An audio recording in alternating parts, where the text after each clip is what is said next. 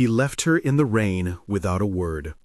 The city lights blurred into a smear of red and gold as the taxi pulled away, and she stayed on the curb gripping a soaked envelope that smelled of hospital antiseptic and cigarette smoke. Later, you will learn why a billionaire wedding exposed a secret so deep that it would send one man to prison and make another man question everything he had built. Claire said it only once, and the words landed like a verdict. I forgave you, and then I did not mean it then or ever. The promise of revelation sat heavy in the air as thunder rolled and the first scene settled into a small apartment that had once been a home. Claire Bennett had been married to Ethan Moore for 7 years. They had been photographed laughing at street fairs and cramped into student apartments before a mortgage and a small consulting firm had given them a life other people envied. There was a photograph in a frame on the mantel where Claire, 31, with a scar at the corner of her eyebrow from childhood, had worn a thrift store dress and a grin that did not hide the worry in her eyes. Ethan, 33, had a way of tilting his head when he lied and a habit of closing his fist around a coin when he thought no one watched. Oliver St. James arrived in Claire's story like a flash of lightning, a man whose name belonged on skyscrapers and whose charity gala raised more money than some towns collected in a year. He would become the man who married her and the man who cooled the press for reasons no one expected. The detonator that started everything was small and ordinary. An expense report, unsigned and wrong, hidden in a drawer, a line item that read, "Transfer to account 9261," and a name that did not belong to any vendor they used. Ethan had not been a criminal in the classic sense. He had been clever in ways that looked like ambition at first. He told Claire it was a rounding error. The truth was worse. He had embezzled funds from a client account at Clayton Ridge Ventures, where he did a short-term audit and later consulted. The money had not vanished into some anonymous hole. It had bought silence, flights, and a second life. When the firm demanded reconciliation and a board accused him publicly of theft in a terse press release, Ethan did the only thing he could think to do. He left. The scene that followed was private and absolute. Rain pelted Claire's shoulders as she stood beneath a dim apartment awning and watched the taxi lights fade. She had a hospital visit to make. Their son, Jonah, had been admitted for a procedure, and Claire had stayed up the night before, counting medicines on the kitchen counter. The envelope in her hand contained a photo of Jonah asleep, his small fist curled, his nasal cannula taped to his cheek. She had believed Ethan would be at the hospital the next morning. He did not appear. Instead, she found a voicemail that said, "I need air," and then nothing. That sense of abandonment became the axis around which everything would turn. Claire's backstory began long before this rain. She had grown up in a coastal town where the smell of salt and fish markets was a second language. Her mother worked double shifts at a diner, and her father had left when she was 6, leaving behind a single photograph of a younger man with a crooked smile. Claire learned to read people by watching the way their hands shook when they lied and the way they smoothed their hair when they tried to appear brave. At 19, she left for college on a scholarship and studied finance, not because she loved markets, but because she wanted tools she could use to keep herself safe. She took a job in auditing to pay tuition and slept on couches and in the library until she graduated. The most lasting thing from those years was a small ritual of saving exact change in a jar for emergencies, and a hatred for the phrase, "it is complicated," when used to describe anything that hurt someone else. Her marriage to Ethan had felt like safety for a time. When Jonah was born, her world narrowed in the most honest way there is. The memory of Jonah's tiny thumb about Claire's finger became her compass, and when the embezzlement report arrived, it felt like someone had stolen the compass and given her a map to a place she did not recognize. When the accusation became public, it became not only legal but social. Clayton Ridge filed a complaint. A local paper picked up the story, and a columnist named Leo Hart wrote a blistering piece about fiduciary duty and the moral rot at the center of small-time consulting shops. Claire watched as comments multiplied into a chorus that assumed guilt.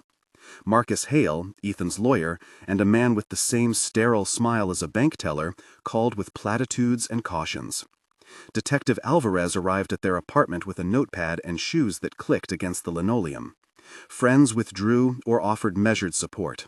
Rebecca, Claire's best friend since college, brought soup and sat on the floor while Claire cried. That soup tasted like salt and rosemary and the way a person cries in public when they are trying to be brave. The procedure for an audit and an arrest is a set of small mechanical truths. The police compiled transaction records and subpoenaed bank statements. Forensic accountants traced wire transfers across international rails and flagged a pattern of rapid withdrawals and shell accounts. Warrants were drafted and authorized by a magistrate before a carefully timed approach ensured minimal public spectacle. When charges are filed, papers are served, and bail is set according to flight risk and assets. The logistics are clinical and precise. It is the human residue that is messy. Ethan's absence made him look more guilty to the public. To Claire, it felt like betrayal wrapped in numbers. At first, Ethan's disappearance produced 1,000 small hypocrisies. He had left his coat on a chair. He left his half-drunk coffee. He had written a note that said, "I will explain later," and stuck it in the pocket of an old jacket Claire used for gardening. For a week, Claire oscillated between hope and a thin, sharp hate. Friends argued about the possibility of his flight. Juliana, Ethan's sister, insisted he would return. Juliana washed dishes with numb hands and claimed she had messages where Ethan sounded tired, not desperate. Her eyes said otherwise. The secondary characters circled like constellations. Detective Alvarez texting from the precinct. Marcus offering legal jargon. Dr. Patel from the hospital calling with updates on Jonah's recovery. Henry Cole, the CFO of Clayton Ridge, pushing press statements through. Sophia, the neighbor who had hired the taxi. Nurse Grace, who made coffee for Claire during long nights in the ward. And Leo, the journalist who smelled a headline. Each of them did something small and concrete. Henry leaked a partial ledger. Juliana gave Claire an old brooch with a hidden clasp. Rebecca arranged a temporary pediatrician. Sophia offered a spare key. Detective Alvarez reviewed phone logs. Dr. Patel prescribed a course of antibiotics for Jonah's post-operative fever. Names became anchors. The escalation to public spectacle happened at an event the city called the Phoenix Gala, where Oliver St. James would announce a charitable fund for pediatric care. The charity was precisely the kind of theater that made billionaires look like saints. Claire had been invited as a beneficiary because Jonah's team had applied for a grant to ease medical bills. She went because her head would have split otherwise.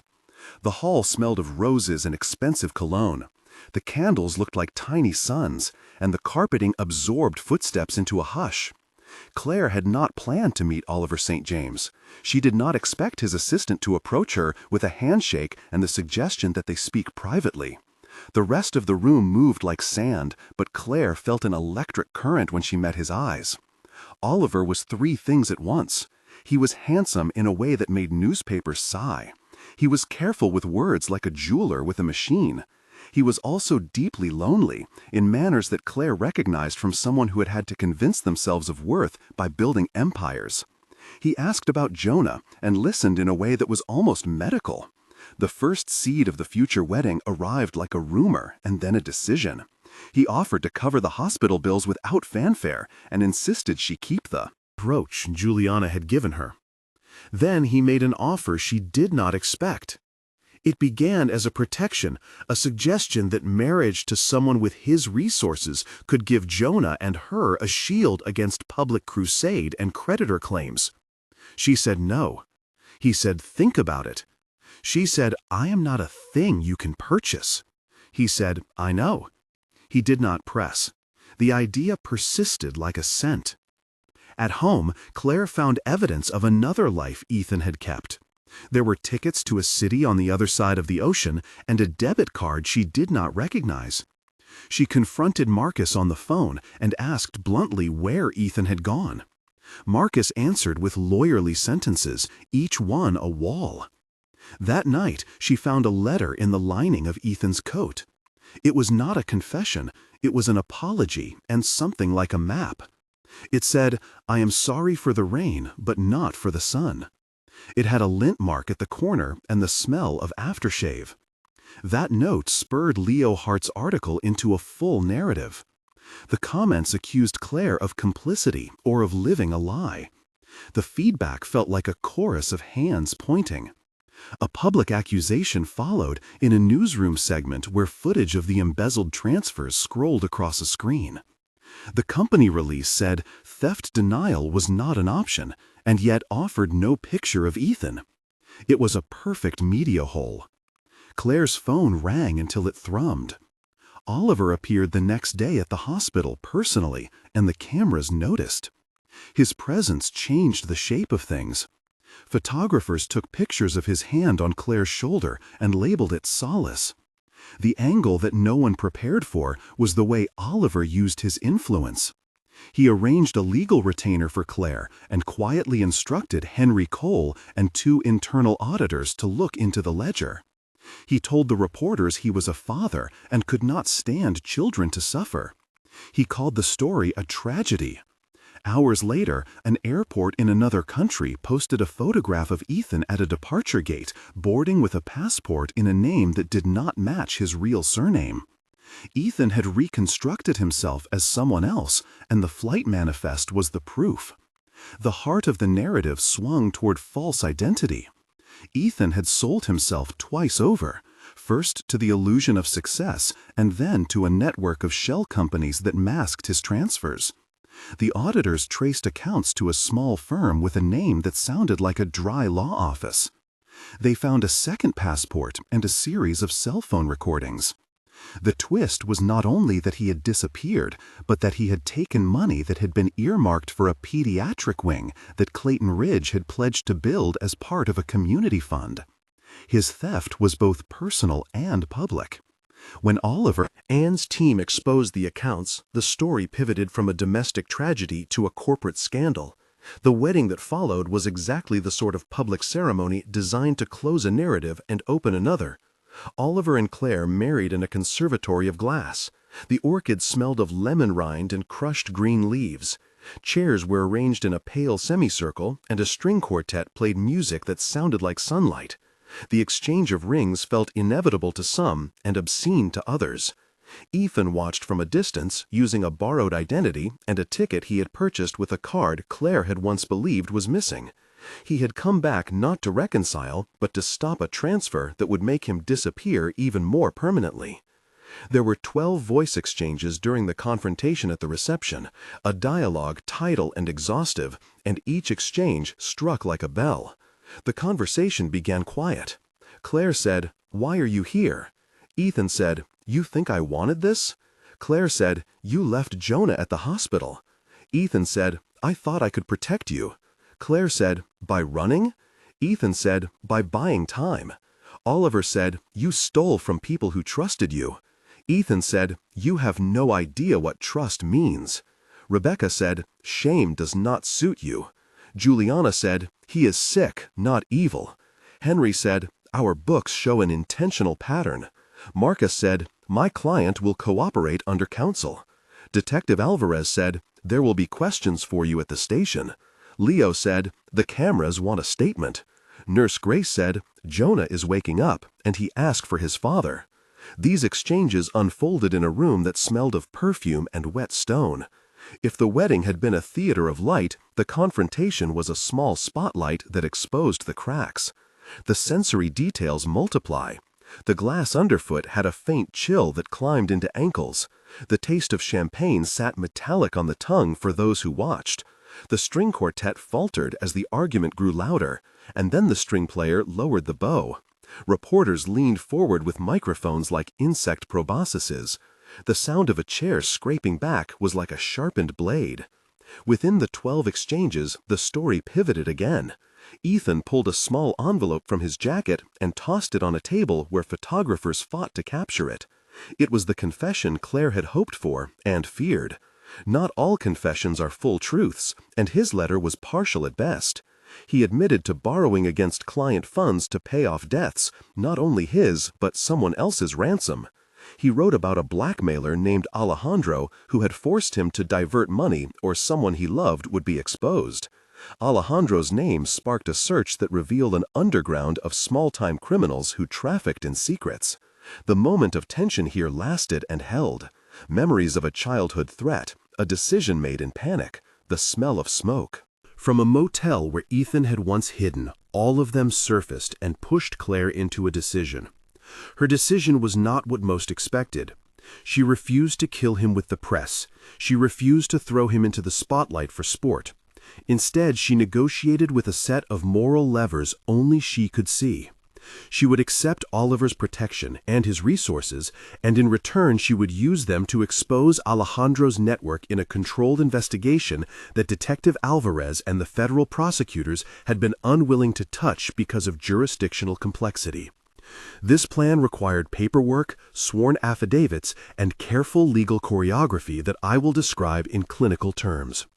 A coordinated task force formed, subpoenas were issued across 3 states, and a foreign shell company was frozen within 48 hours by an emergency court order obtained after a night of frantic signatures.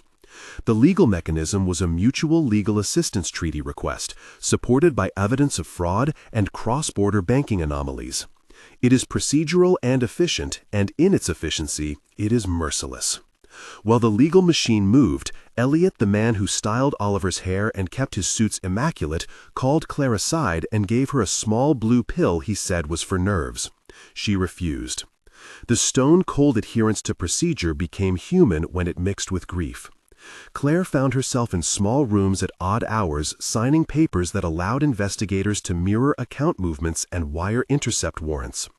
She sat with Dr. Patel in a fluorescent office smelling of disinfectant and paper and spoke about what it meant to protect a child in public when your child was also an instrument in a courtroom. There were 5 key moments of tension that shaped the second act, and each lasted a small eternity. The first moment was the calling of Ethan's phone during the reception, and the voice on the other end named Alejandro and promised ruin unless certain demands were met.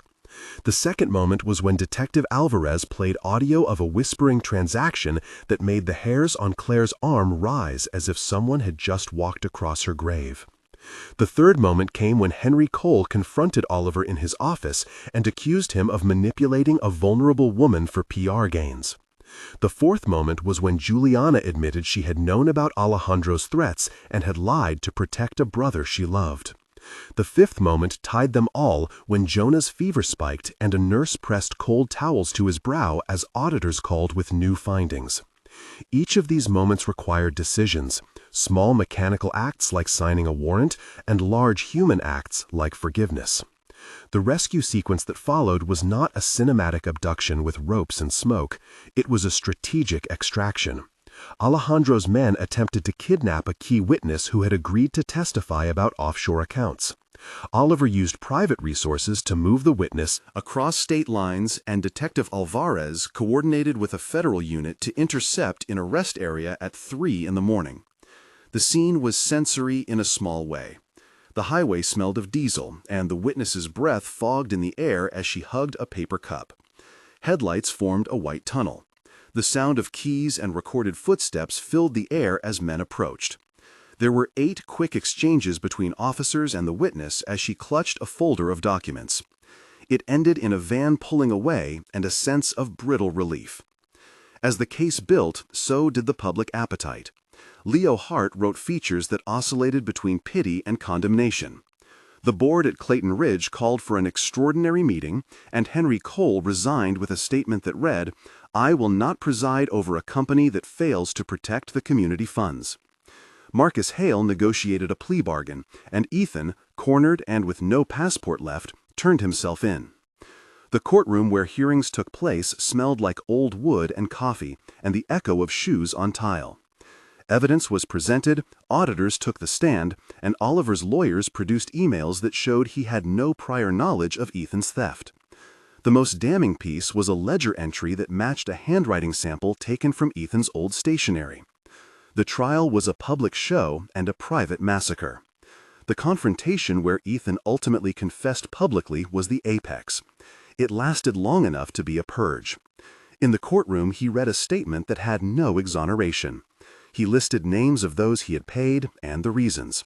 He did not absolve himself. He admitted to panic and to cowardice and to a love that had mutated into self-preservation. Claire did not stand to speak. She watched with the same steady gaze she used to study financial statements for anomalies. Oliver's face was an unreadable map. When the sentence was handed down, Ethan received time in a facility that houses white-collar offenders and a restitution order that attached property and future earnings. Marcus said the sentence was harsh but inevitable. Detective Alvarez said it was the closure a community needed. The fall and the reclaiming of responsibility occupied weeks. The company confiscated accounts, and a legal trustee oversaw reparation to the victims. The process was methodical. Assets were frozen, and auditors reconciled ledgers. A technical explanation. Trusteeship for misappropriated funds often involves appointment of an independent receiver, forensic accounting analysis, and the court ordering restitution contours, including garnished wages and asset forfeiture, to satisfy claims. The trustee cataloged properties and accounts, delivered interim reports to the court, and signaled options for civil suits against third parties who had knowingly aided the hiding of funds. This is tedious but necessary work, and in its slowness it healed little but repaired some. Public reaction split. Some praised Oliver for using his influence to create a safe space for Claire and Jonah.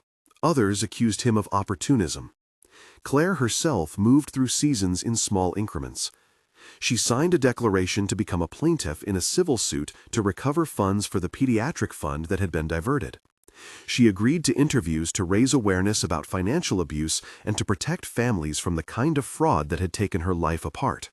Rebecca started a support group. Juliana began volunteering at the hospital and sought treatment for anxiety.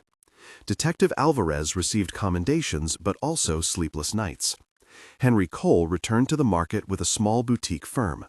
Leo's column shifted to a meditation on how power and poverty coexist in intimate spaces. There were several confessions and documents that became central proof. Ethan's written admissions, Alejandro's intercepted messages, and a testamental file that Ethan had stolen from a client to satisfy a loan he owed to an anonymous lender.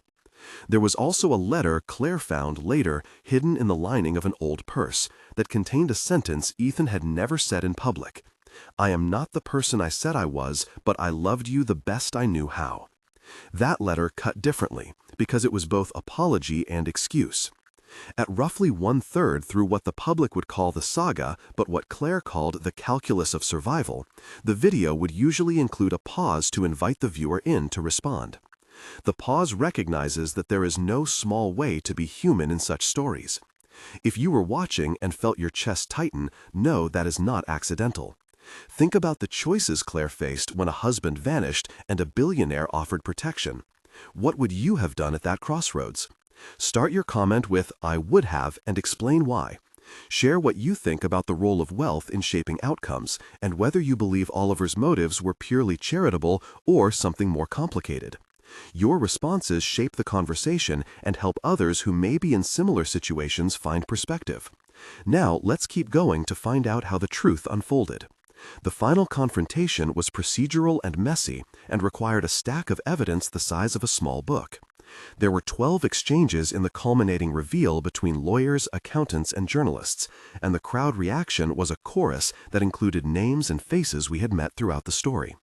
The witnesses listed were Detective Alvarez, Dr. Patel, Nurse Grace, Juliana, Rebecca, Henry Cole, Marcus Hale, Leo Hart, a forensic accountant named Priya Shah, a bank compliance officer named Thomas Reed, and a former Alejandro associate who chose to testify in exchange for immunity named Marco Flores. Each offered a piece of a puzzle that formed a picture of embezzlement and coercion. The affidavit that finally broke the case included a scanned copy of a testamental instruction that had been altered and a signed statement from an offshore trustee. When Ethan was led away, there was no heroic last plea. He mouthed the word sorry, and the sound did not travel. In the days after the sentencing, Claire found herself in strange new routines. She visited Jonah's school and sat in on parent meetings. She appeared on a daytime show to talk about medical debt and fraud prevention. She started a small fund with Oliver's help to provide emergency grants to families facing sudden medical bills. The fund had Juliet, Rebecca, and Sophia on its advisory board. The name of the fund became a symbol in the press pieces and a real help to those who needed it most. The epilogue unfolds across months and must be told in 3 distinct markers. 1 month later, Claire lived in a house with large windows and a kitchen that smelled like cinnamon and fresh bread on Sunday mornings. She met families who had been helped by grants, and she read restitution reports that confirmed some money would be returned to foundations. She and Oliver had agreed to keep their relationship private at times and public at others, and the press continued to parse gestures. There were small moments with Jonah, like teaching him to tie his shoes and watching him ride a bicycle without training wheels. Juliana began therapy and took a job at a community clinic. Detective Alvarez filed a lengthy report and started teaching an elective at a university about financial crime. That month, Claire wrote private letters to Ethan's mother and to the children of some of the victims, offering apologies on behalf of someone who could not apologize fully. 3 months on, the community had shifted. The Pediatric Fund had reopened 2 grant cycles and had a small oversight board that included Claire and a former Clayton Ridge client who had lost money to Ethan's transfers. The press focused less on scandal and more on outcomes. Marcus Hale had been sanctioned for inadequate counsel in failing to notify authorities on time. Henry Cole's signature appeared on a recovery plan, and he gave an interview about corporate responsibility that was more sincere than many expected. Alejandro's ringleader, Marco Flores, entered witness protection and provided testimony that led to further arrests. Claire started teaching a class on financial literacy at a local community college, and she found the work grounding in a way that hospital corridors were not. She and Oliver made a private pact to keep Jonah's childhood unexposed. The scars of the public months did not vanish, but they began to look like maps rather than open wounds. 6 months later, there was a quiet day in late spring when Jonah, stronger and rounded with new light, climbed a lemon tree in the backyard and fell asleep on a blanket reading a comic book. The fund had distributed grants to 5 new families, and one of them was the family of an elderly man who had been defrauded and lost his life savings. The community sent a letter of thanks. Ethan's appeals were ongoing, and he filed paperwork to request a modification citing illness, but the court denied relief. Oliver's name remained controversial in some circles, but in others he was simply seen as a man who had used resources for a cause. Claire had rebuilt a life that looked, to most, like a strange and sudden rise. To her, it felt like a careful reconstruction of ordinary things. She had returned the brooch to Juliana in a small ceremony that had no cameras and was quiet and honest.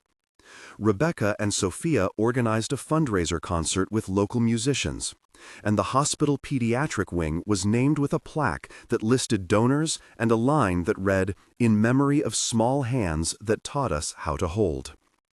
The lasting reflection of the story is not only that wealth shapes outcomes, but that courage looks like different things. Sometimes it looks like taking a train at dawn to testify. Sometimes it looks like a parent learning how to tie shoes again. Sometimes it looks like a billionaire choosing to step into a mess and use his resources to fix what his world had not broken but permitted to break. Claire's last line in a short interview read, "I did not marry money. I married a promise that someone would help my son and me build a life that allowed him to be a child." It became a sentence quoted in many op-eds and dissected for motive. Some believed it and some did not. In the end, there is consequence. Ethan served time and confronted the quiet of a cell where titles and accounts mean nothing. Alejandro's network shrank. Clayton Ridge changed its oversight, and a trustee stayed in place for years. Claire founded a nonprofit that taught financial literacy to parents with sick children, and Jonah grew into a boy who liked to read and take apart clocks. The public would argue about Oliver for a long time. The legal documents remained a part of the record. But the most human part of the story was simple and stubborn. Claire learned to forgive in ways that did not require reconciliation. She learned to let go of the image of the man who left her in the rain, and to hold instead the image of the son who slept with a small fist. Her life did not become perfect. It became, by blunt measure, steady. If you think about it after the last credit rolls, consider this line. Do you believe that some acts of generosity are truly generous, or are they always an exchange? Write your thought beginning with "I believe," and share one sentence about whether justice needs wealth to be effective. Your comment may help someone weigh what they would do in a storm. The final image that remains will be simple and clean. A small hospital room with a window open to the city and Jonah humming as he flips the pages of a comic book. Claire stands at the foot of the bed with a mug of tea cooling in her hands and a legal brief stacked neatly on the table. The brooch gleams like a small sun pinned to Juliana's coat in a photo on the nightstand.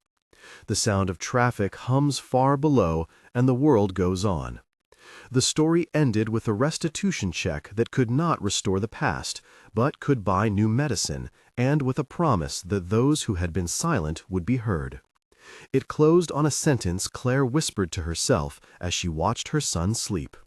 "I will keep you safe," and then went to make a list of things to do tomorrow. If you loved this story, make sure to subscribe to the channel, leave a like, and comment below what moment shocked you the most. Your support helps us bring even more intense, dramatic stories to life.